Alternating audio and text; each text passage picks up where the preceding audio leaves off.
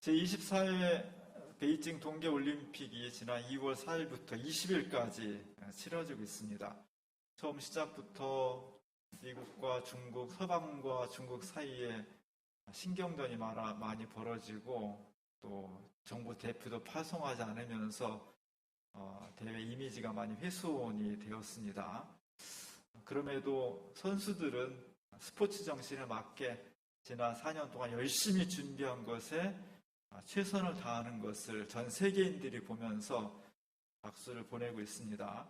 우리나라 선수들도 많이 파송이 됐는데 제일 잘하는 게 우리나라는 쇼트트랙을 제일 잘하죠. 그리고 첫 번째부터 쇼트트랙 경기에 열려서 쇼트트랙이 짧은 트랙을 아주 스피디하게 경주하는 거라 굉장히 박진감이 넘치는데 우리나라가 어이없는 편파 판정으로 메달을 잃고 그래서 막 온 국민이 다 승질이 나가지고 지금 더 열심히 보고 있습니다. 좋은 축제가 됐으면 좋겠습니다.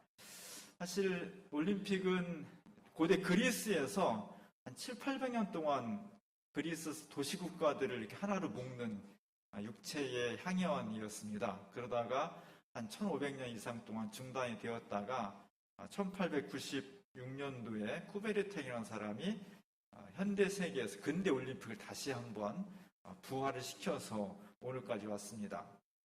모토는 전 세계인이 언어가 다르고 문화가 다르지만 체육을 통해서 순수한 체육을 통해서 하나가 되어보자, 인류의 번영과 친교를 나누자 그렇게 시작을 했지만 시작한 지 얼마 안 되어서 벌써 정치화가 되어버렸습니다.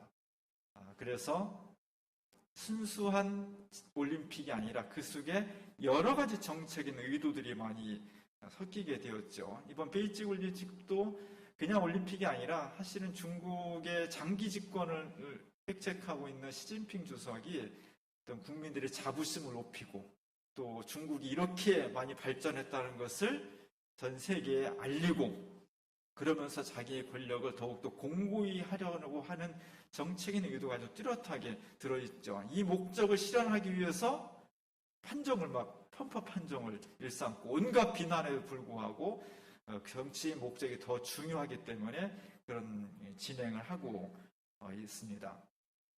좀 여러 가지 좀 불만스러운 것도 있지만 그럼에도 불구하고 올림픽이라는 것이 긍정적인 효과도 있어요. 여러 나라들이 국격을 높이게 되고 국민들은 자부심을 갖게 되고 또 문화도 개선하게 되고 또 뭐 도로나 산업시설도 이번 기회를 통해서 상당히 정비하는 그런 좋은 긍정의 효과도 가지고 있습니다. 그래서 올림픽 개최지를 선정할 때마다 수많은 나라들이 정말 치열한 어떤 로비와 경쟁이 벌어지고 있습니다.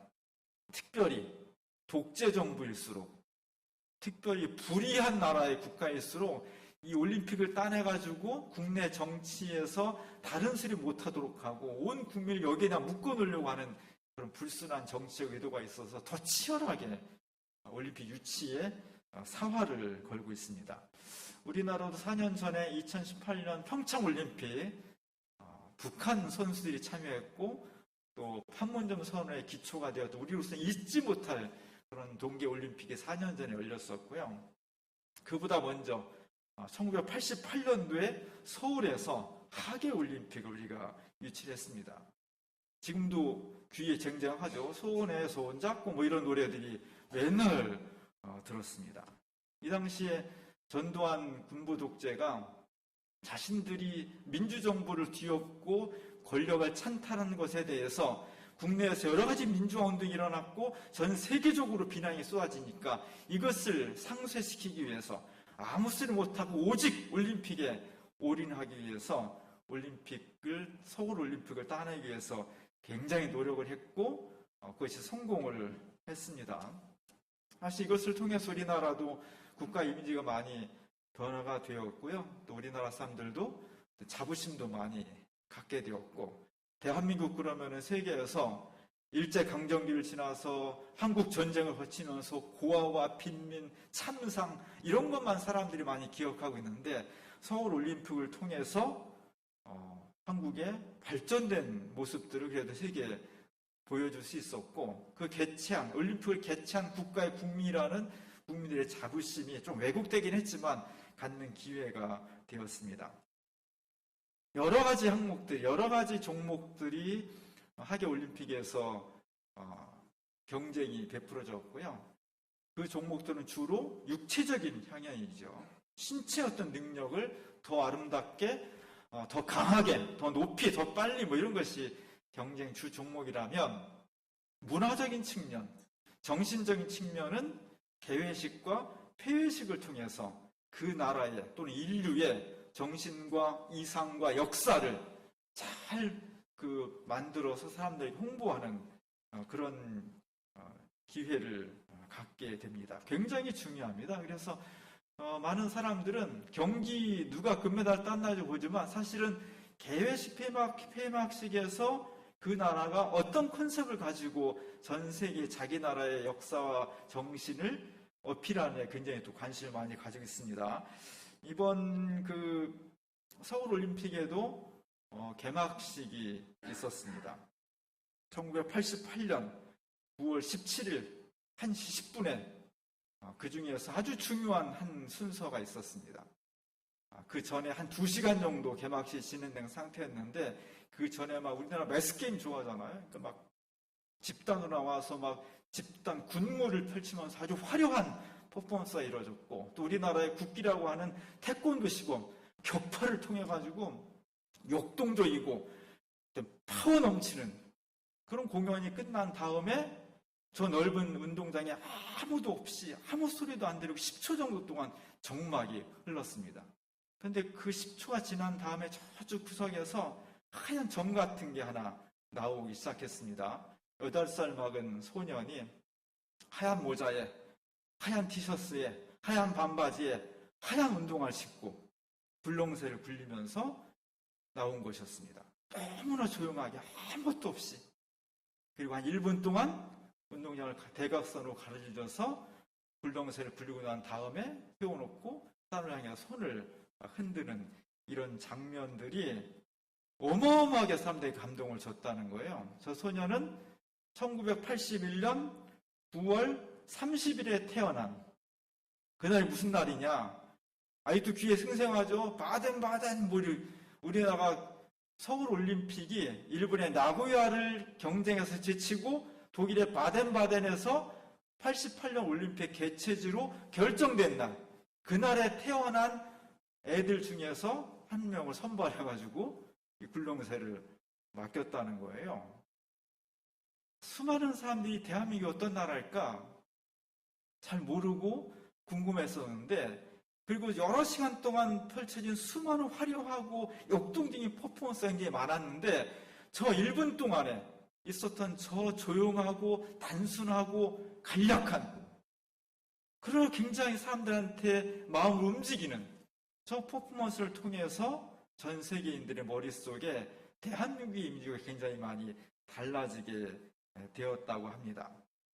올해 베이징 올림픽의 개회식과 폐막식의 총 감독은 장리모 감독이라고 아주 세계적인 영화 감독이에요.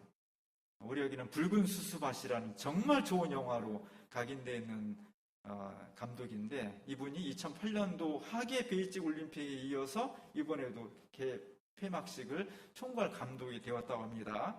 우리나라의 88 올림픽에 이 굴렁쇠를 만든 아주 유명한 기획한 사람이 있습니다. 바로 이어령 선생이었죠. 이화여대 교수였고 우리나라 나중에 초대 문화부 장관을 지낸 분이었습니다. 최근에 저분이 마지막 수업이라는, 자기가 지금 암투병을 하고 있고 자기가 너무나 사랑하는 딸, 정말 천재 같은 뛰어난 이민아 목사는 미국에서 변호사가 되고 검사가 되고 그러다가 암으로 먼저 생명을 잃었죠. 그러면서 자기가 철저한 지식인에서 다시 신앙인으로 돌아서는 그런 어떤 자세를 가지면서 요즘 기독교인들과 한국 사회 지성인들에게 많은 영향을 미치고 있는 분이었습니다.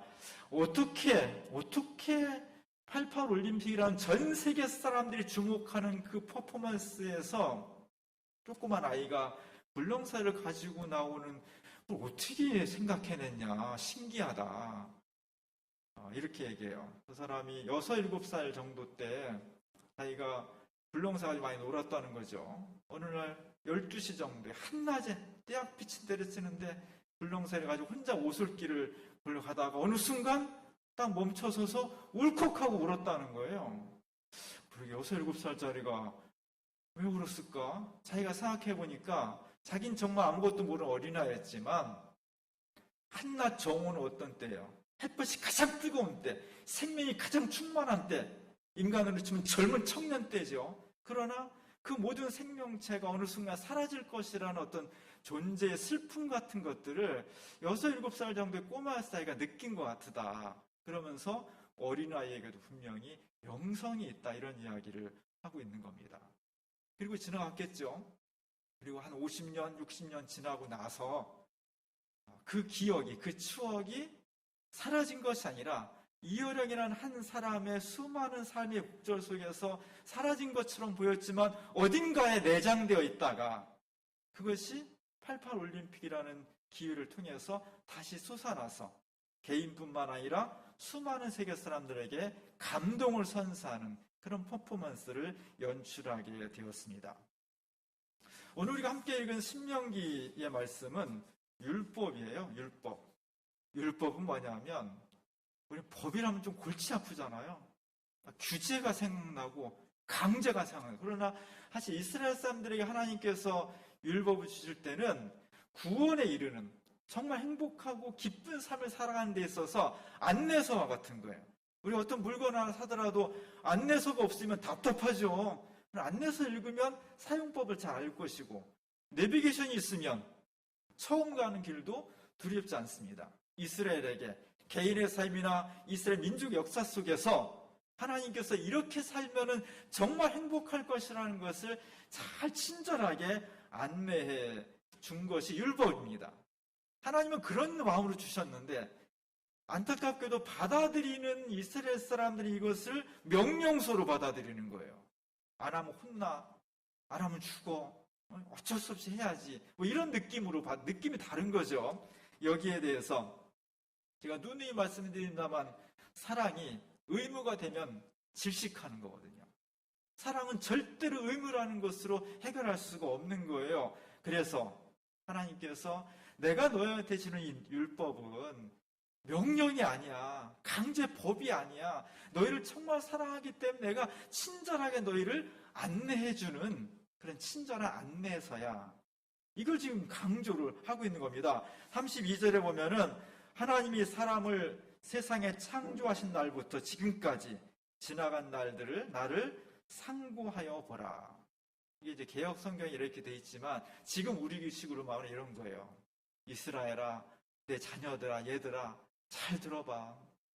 니네 에집트에서 얼마나 고생했어. 죽을 지경이었지. 그때 내가 어떻게 해줬어? 홍해를 가르고 광야에서 춥고 배고프고 배고프다면 만나를 내려주고 고기 먹고 싶다고 매출하게 내주고 신발이 떨어지지 않도록 도와주고 너를 막 품에 안아줬잖아.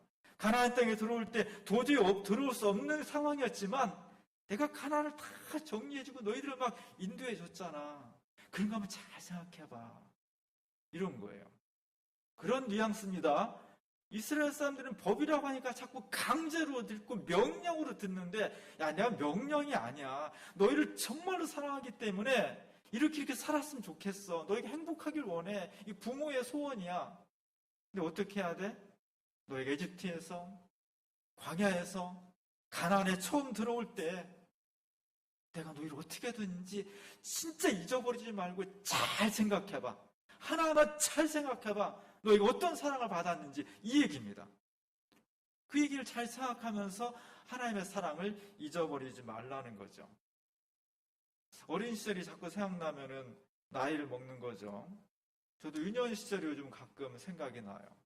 어렸을 때 저희 집이 뭐 부잣집은 아니었지만 그냥 그런 대로 살았어요. 왜냐하면 우리 아버님이 월남하셔갖고 뭐 특별한 재산도 없고 친척도 없으니까 월남하셔서 월남을 가셨어요. 그래서 군인이 아니라 전기 기술자로 월남에 가셔가지고 이름으로 우리 외국인 노동자죠. 전쟁터니까 훨씬 임금이 셌겠죠. 그래서 그걸 꼬박꼬박 보내오셔갖고 그걸 우리 어머니가 집을 몇 채씩 샀어요. 제가 살던 집은 지금도 눈에 선해요. 골목에 철문을 열고 들어가면 기역자 집이었어요. 방이 4개가 있었어요. 그리고 중간에 목욕탕도 있고, 물론 뭐 샤워실이나 욕조가 있는 건 아니었지만 빨래하고 그런 목욕탕. 그리고 바깥에는 부엌이 있고, 부엌 옆에 화장실이 있고, 화장실 옆에 장독대 있고, 문 열고 들어가면은 오른편에 포도나무가 있고, 밑에 평상이 있고, 자두나무가 또 큰 게 있고, 장독대가 있고, 뭐 이런 집이었어요. 정신없이 바쁘게 살 때는 그냥 별 생각이 없었는데, 요즘은 가끔 제가 어렸을 때 살던 집이 생각이 나요. 그래서 언제 한번 가보니까 못 찾겠어요. 어딘지 찾을 수가 없어. 그래서 내 친한 친구, 우리 앞집에 살던 지금 동료 목사가 됐는데, 그 친구한테, 야, 나 집에 가봐도 못 찾겠다, 거기. 그랬더니 이 친구가 여기 사진을 찍어서 보내줬어요. 연두색으로 철망 있는 데가 우리 집 자리예요. 지금은 한 3, 4층 연립이 들어섰는데, 그 골목이 제가 어려서 놀던 골목이에요. 거기서 맨날 축구 차고, 그때는 저 골목이 엄청 넓었거든요. 지금 가보면 조그만데. 그리고 맨날 칼싸움하고 전쟁놀이하고 뭐 그런 어떤 추억들이 저 골목에 많이 묻혀져 있습니다. 오늘 우리 시대는 추억을 자꾸 잃어가고 있어요. 기억을 잃어가고 있습니다. 공유할 게 별로 없어요. 추억할 게 별로 없어요. 옛날에는 싫으나 좋으나 한 방에서 여러 형제들이 살았거든요. 어쨌든 텔레비 하나니까 다 거실에 모여 텔레비 봤고요. 다 밥 같이 먹었고, 미우나 고우나 그렇게 해서 지금은 각방 쓰죠. TV도 다 따로 있죠. 핸드폰 다 따로 있지. 굳이 꼭 만날 일 아니면 함께 모일 일이 별로 없어요. 모여 살 게 별로 없는 거예요. 추억이 별로 없는 그런 시대가 되어버렸습니다. 개별화된 시대를 우리가 살아가고 있는 거예요. 요즘 친구들, 요즘 젊은 애들은 옛날같이 고향이라는 것에 대한 느낌이 별로 없습니다. 저만 하더라도 중학교 졸업할 때까지 한 번 이사해요. 제가 태어난 곳에서 바로 윗동네로 동네 하나 거쳐서 한 번 이사를 했어요. 우리 애들은 중학교 때까지 시험 보니까 10번을 넘게 이사했더라고요. 한 2, 3년 있다가 계속 이사를 하는 거예요. 고향이라고 하기가 참 어려운 거죠. 태어나서 자라고 냄새 맡고 뒤집어 쓰고 뒹굴고 했던 그런 고향의 개념들이 굉장히 약해지는 거예요. 이것은 불행이죠. 도시화된 사회의 불행이에요. 우리가 유년 시절의 기억을 잘 간직하고 있어야 돼요. 그것은 우리가 지금 살아가는 세계는 굉장히 척박하고 메마르고 정신없지만, 그러나 유년 시절의 기억을 통해서 그 우리의 삶이 메마르지 않도록, 척박하지 않도록 늘 촉촉하게 해주는 것이 유년 시절의 기억이 되겠습니다. 그 기억이 잊어버린 것 같지만, 이효령이라는 6, 7살 정도의 조그만 아이가 어느 날 굴렁쇠를 하다가 옳컥 눈물을 흘린 것이 잊어버린 것 같지만, 그것이 사라진 것이 아니라 그의 영혼 가슴속에 어딘가에 있다가 어떤 계기를 통해서 분출하듯이 우리의 삶 속에 어렸을 때 기억과 경험들이 사장되지 않고 잘 간직되어 있는 거예요. 그걸 자꾸 끌어올려야 돼. 끌어올려서 어른으로서 살아가는 삶에, 여러 가지 척박한 삶에 샘물을 줄 수 있는 그런 지혜가 필요한 것입니다. 오늘 이스라엘 사람들은 기적을 많이 경험을 했어요. 정말 많은 기적을 경험했습니다. 애굽에서 탈출할 때, 가나안 땅에 40년 동안, 또 광야 40년 동안 가나안 땅에 들어갈 때 너무너무 많은 기적들을 체험했습니다. 그 기적의 주체는 이스라엘 사람들이 아니라 하나님이셨어요. 하나님이 사랑하셨고, 하나님이 이끄셨고, 하나님이 기적을 베풀어 주셨습니다. 잊을 수가 없는 기적이에요. 그런데 인간은 잊어버린다는 거예요. 너무너무나 큰 사랑과 은혜를 경험했음에도 불구하고, 기적을 경험했음에도 불구하고 잊어버려요. 성경에 보면, 야, 이스라엘 사람은 이런 기적과 은혜를 받고도 하나님께 또 원망하고 또 돌아서고 또 배신하고 또 모른다고 하고 까맣게 잊어버리고 있네? 참 이상한 사람이네? 그런 말이 자연스럽게 나와요. 근데 그 다음 순간 그게 이스라엘뿐만 아니라 우리 자신의 모습이구나. 우리도 하나님으로부터 놀라운 기적을 체험하고 놀라운 은총을 받았음에도 불구하고 너무너무 쉽게 하나님의 은혜를 잊어버리는 사람들이구나. 인간은 망각의 존재예요.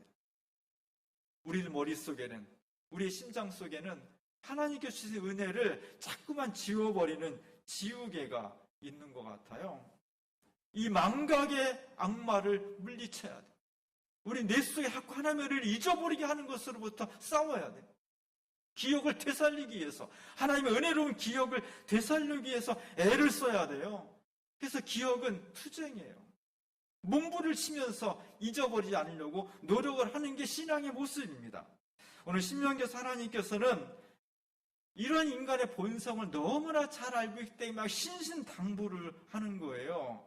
복을 받으노, 풍요롭게 되노, 모든 골치 아프고 힘든 죽음의 길에서 벗어나게 되노, 그것이 너무 감사해서 하나님 앞에 감사와 찬양을 드리려야 되는 것이 마땅한 존재이지만 수많은 역사와 사람들을 경험하고 보니까 그렇게 안 하더라는 거예요. 대부분의 사람들이 다 그것을 잊어버리더라는 겁니다. 실제 이스라엘 역사를 보면 하나님 주신 은혜와 기적을 얼마큼 쉽게 편하게 잊어버리는가, 그것을 다시 일깨우려고 하는 지나는 어떤 둘 사이에 줄다림이 있는 겁니다. 20세기